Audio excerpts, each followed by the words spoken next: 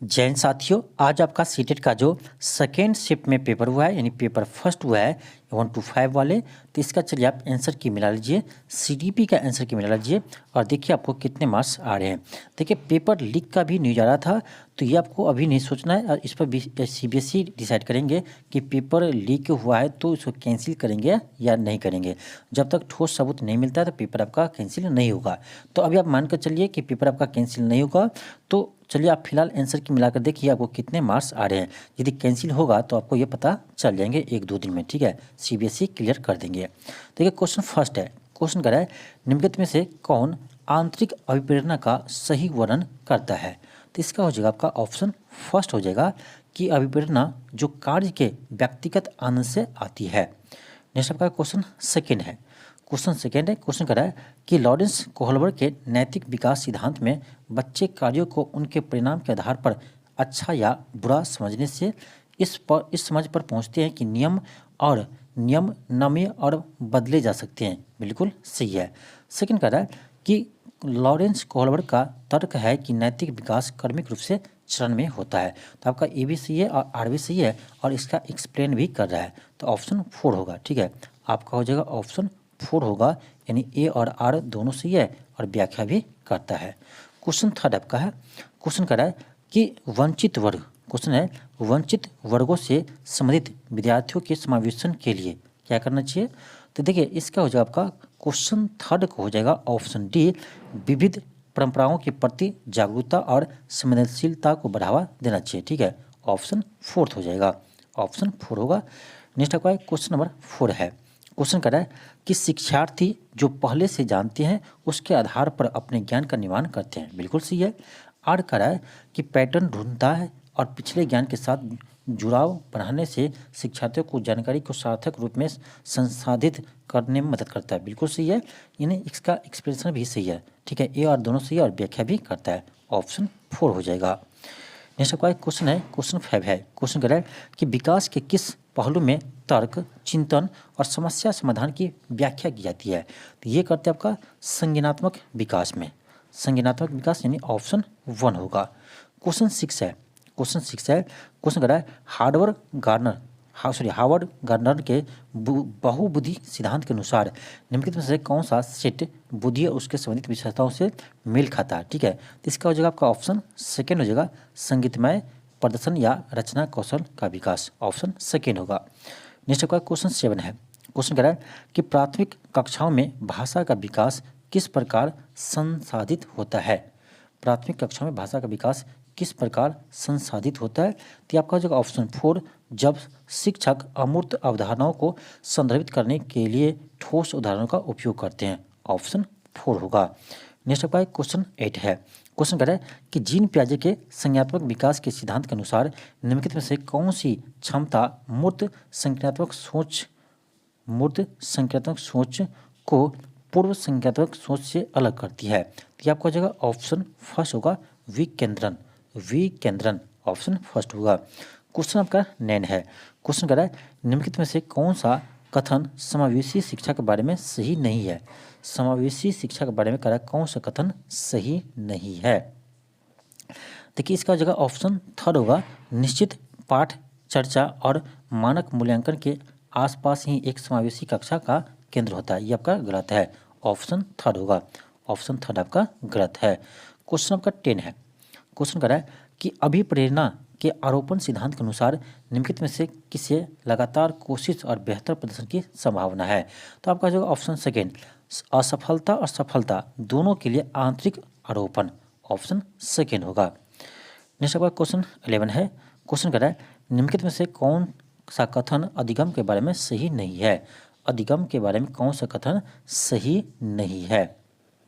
देखिए इसमें हो जाएगा आपका ऑप्शन 3 कि अधिगम एक प्रक्रिया है किंतु अपितु एक उत्पाद है। सॉरी ऑप्शन 3 होगा, अधिगम एक प्रक्रिया नहीं है अपितु एक उत्पाद है। ये आपका गलत है, ठीक है, ये कथन आपका गलत है। नेक्स्ट आपका क्वेश्चन 12 है, क्वेश्चन कर रहा है कि कक्षा में खेल प्रतियोगिता में हिस्सा लेते हुए तनुज अपने दोस्त को कहता है कि भाला फेंकने में हिस्सा लेगा और रस्सी कूदने में उसकी बहन हिस्सा ले सकती है क्योंकि यह एक लड़की है और लड़कियां भाला नहीं फेंक सकती है। यह किसको दर्शाते हैं? तो ये जेंडर रूढ़िवादिता को दर्शाते हैं। ऑप्शन थर्ड होगा। क्वेश्चन आपका 13 है। क्वेश्चन कह रहा है कि विकास के क्रम में बच्चे सूक्ष्म पेशीय कौशल से पहले एक पेशीय कौशल विकसित करते हैं। यह दर्शाता है विकास क्या होता है? विकास होता है समीप दूरभिमुख। ऑप्शन थर्ड होगा। समीप दूरभिमुख ऑप्शन थर्ड होगा। नेक्स्ट आपका क्वेश्चन 14 है। क्वेश्चन कह रहा है निम्नलिखित में से पठन वैकल्प की एक विशिष्ट विशेषता कौन सी है? निम्नलिखित में से पठन वैकल्प की एक विशिष्ट विशेषता कौन सी है? तो ये आपका हो जाएगा, इसका होगा ऑप्शन फर्स्ट, ध्वन्यात्मक प्रसंस्करण में कठिनाई। ऑप्शन फर्स्ट होगा। नेक्स्ट आपका क्वेश्चन 15 है। क्वेश्चन कह रहा है निम्नलिखित में से किसे रचनात्मक मूल्यांकन नहीं माना जाएगा? किसे रचनात्मक मूल्यांकन नहीं माना जाएगा? क्वेश्चन 15 है। इसका देखिए हो जाएगा ऑप्शन कौन सा होगा? ऑप्शन सेकेंड होगा कि एक मूल्यांकन कार्य जो मापदंड के एक मानक पैमाने के अनुसार छात्रों की तुलना करने में सहायता होता है। देखिए तुलना नहीं हुआ, ठीक है, तुलना नहीं होगा तो आपका ऑप्शन सेकेंड गलत हो जाएगा। ऑप्शन सेकेंड होगा। नेक्स्ट आपका है क्वेश्चन 16 है। क्वेश्चन कह रहा है कि विद्यालयी पाठ्यक्रम को विद्यार्थियों के सांस्कृतिक ज्ञान को उचित स्थान और मूल्य देना चाहिए। बिल्कुल सही है। आ रहा है विद्यार्थियों को उनकी सांस्कृतिक पहचान को बनाए रखने के लिए समर्थन प्रदान करना और सीखने और प्रक्रिया को सुगम बनाता है। ये भी आपका सही है और इसका एक्सप्लेन भी कर रहा है, इसलिए ऑप्शन 4 होगा। ठीक है, ए और दोनों सही है और इसका व्याख्या भी करता है। क्वेश्चन 17 है। क्वेश्चन कर रहा है कि निम्न में से किस प्रकार के प्रश्न एक छात्र की जानकारी को गंभीर रूप से मूल्यांकन करने की योग्यता का आंकलन करने में मदद करता है? कौन सा प्रश्न पूछना चाहिए? तो आपका हो जाएगा ऑप्शन फर्स्ट होगा कि वे प्रश्न जो छात्र की व्यक्तिगत राय पूछते हैं, वे प्रश्न जो छात्र के व्यक्तिगत राय पूछते हैं। ऑप्शन फर्स्ट होगा। क्वेश्चन आपका 18 है। क्वेश्चन कर रहा है कोहलवर के नैतिक विकास सिद्धांत के अनुसार किस स्तर पर बच्चे आत्म केंद्रित होते हैं और किसी कार्य करने में आप ही लाभ देखते हैं। अपने लाभ देखते हैं। यहाँ पे मिस्टेक है, अपने लाभ देखते हैं। ठीक है, तो देखिए ये आपका जगह पहले स्तर के दूसरे चरण में। ऑप्शन फर्स्ट होगा, पहले स्तर के दूसरे चरण में। नेक्स्ट आपका क्वेश्चन 19 है। क्वेश्चन कर रहा है बाधिता स्थिति है जबकि अक्षमता एक स्थिति है। यहाँ आपको नहीं भागना है। ठीक है, यहाँ पर क्या होगा देखिए, क्वेश्चन 19 है तो 19 का देखिए क्या होगा, इसमें आपका जगह बाधिता एक जैविक स्थिति है। ठीक है, जबकि अक्षमता एक कार्यात्मक स्थिति है। ऑप्शन 4 होगा। बहुत ही अच्छा क्वेश्चन था। क्वेश्चन 20 है। क्वेश्चन 20 है। क्वेश्चन कर रहा है निम्नलिखित में से कौन सा कथन संज्ञान और भावनाओं के बीच संबंध को उपयुक्त रूप से परिभाषित करता है? तो ये आपका हो जाएगा ऑप्शन फर्स्ट होगा कि भावनाएं और संज्ञान आपस में एक दूसरे के परस्पर पारस्परिक रूप से निर्भर करते हैं। ऑप्शन फर्स्ट होगा। नेक्स्ट है क्वेश्चन 21 है। क्वेश्चन कर रहा है निम्नलिखित में से कौन सा कारक समस्या समाधान को बढ़ावा देता है? तो ये आपका जवाब ऑप्शन 4 अपसारी चिंतन। अपसारी चिंतन। क्वेश्चन 22 है। निम्नलिखित में से कौन सा प्रगतिशील शिक्षा का एक प्रमुख सिद्धांत है? प्रगतिशील शिक्षा का एक प्रमुख सिद्धांत है। देखिए इसमें हो जाएगा आपका, सही से देखा जाए तो आपका हो जाएगा कौन सा ऑप्शन होगा? ऑप्शन होगा इसका, यानी ऑप्शन सेकेंड होगा, सीखना प्रामाणिक कार्यों पर आधारित होना चाहिए। ऑप्शन सेकेंड होगा। ठीक है, ऑप्शन आपका सेकेंड होगा। नेक्स्ट आपका क्वेश्चन है। क्वेश्चन आपका है नेक्स्ट क्वेश्चन है कि बच्चों द्वारा बचपन अलग अलग संस्कृतियों में अलग अलग तरह से अनुभव किया जाता है। बिल्कुल सही है। सेकेंड है बच्चों का विकास स्वाभाविक है। ये आपका गलत है। तो ए सही है, आर गलत है। ए सही है, आर गलत है। ऑप्शन 2 होगा। ए सही है, आर गलत है। क्वेश्चन 24 है। क्वेश्चन कर रहा है कि सीखने के सामाजिक संरचनावादी विचार इस बात की वकालत करते हैं कि, क्वेश्चन है सीखने के सामाजिक संरचनावादी विचार इस बात की वकालत करते हैं कि, कौन सा होगा देखिए, इसमें आपका जगह कि शिक्षार्थी सक्रिय रूप से ज्ञान का निर्माण करते हैं। बिल्कुल सही है, विद्यार्थी सक्रिय रूप से ज्ञान का निर्माण करते हैं। नेक्स्ट आपका क्वेश्चन है 25 है। क्वेश्चन कर रहा है निम्नलिखित में से उपयोगी प्रतिपुष्टि की एक विशेषता कौन सी है? क्वेश्चन है निम्नलिखित में से उपयोगी प्रतिपुष्टि का एक विशेषता कौन सी है?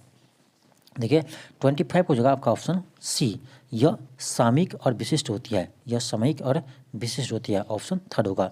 क्वेश्चन 26 है। क्वेश्चन कर रहा है कि लैब वैगोस्की प्रस्तावित करते हैं कि बच्चों में स्वनियमन के महत्वपूर्ण है। क्या है? इसका जो आपका ऑप्शन फर्स्ट, निजी वाक। ठीक है, इनर स्पीच। ऑप्शन फर्स्ट होगा। क्वेश्चन 27 है। क्वेश्चन 27 है। क्वेश्चन कर रहा है अपसारी चिंतन जबकि अपसारी चिंतन। देखिए अपसारी चिंतन जो होता है वो आपका कई उत्तरों को प्रोत्साहित करता है, जबकि अभिसारी चिंतन सही समाधान पर स्थिर होता है। ठीक है, ऑप्शन 4 होगा, ऑप्शन 4 होगा। क्वेश्चन 28 है, क्वेश्चन 28 है। क्वेश्चन है कि रस्सी कूदते समय पैर में रस्सी फंसाने के कारण आउट होने के बाद अरु कहती है कि उसे रस्सी ने जानबूझकर आउट किया। जीन पियाजे के संज्ञानात्मक विकास के सिद्धांत के अनुसार इस अवस्था को बच्चों को किस तरह से तर्क देते हैं। ठीक है, तो यह आपका जगह पूर्व संचलन अवस्था, ऑप्शन आपका 3rd होगा, यानी pre operational stage, pre operational stage, option 3rd होगा। नेक्स्ट आपका क्वेश्चन 29 है। क्वेश्चन कह रहा है समीपस्थ सिद्धांत कहता है कि शैशवावस्था में, समीपस्थ सिद्धांत कहता है कि शैशवावस्था में क्या होगा, ऑप्शन 4 होगा कि अंग हाथों और पैरों की तुलना में तेजी से बढ़ते हैं, ऑप्शन 4 होगा। नेक्स्ट आपका क्वेश्चन 30 है, ये आपका सीडीपी का लास्ट क्वेश्चन है। क्वेश्चन है कि निम्न से कौन सा आलंबन के उदाहरण है, कौन सा आलंबन के उदाहरण है। तो इसमें आपका जगह ऑप्शन देखिए ए भी होगा, बी भी होगा, सी भी होगा, डी भी होगा, लेकिन ई नहीं होगा। ठीक है, ऑप्शन आपका हो जाएगा ऑप्शन 2 होगा, ए बी सी डी। तो आप लोग फटाफट कमेंट बॉक्स में बताइए कि आपको कितने सीडीपी कितने क्वेश्चन सही हुआ। ठीक है, सीडीपी में 30 में से कितने प्रश्न आपका सही हुआ, कमेंट बॉक्स में जरूर बताइएगा। थैंक यू, धन्यवाद।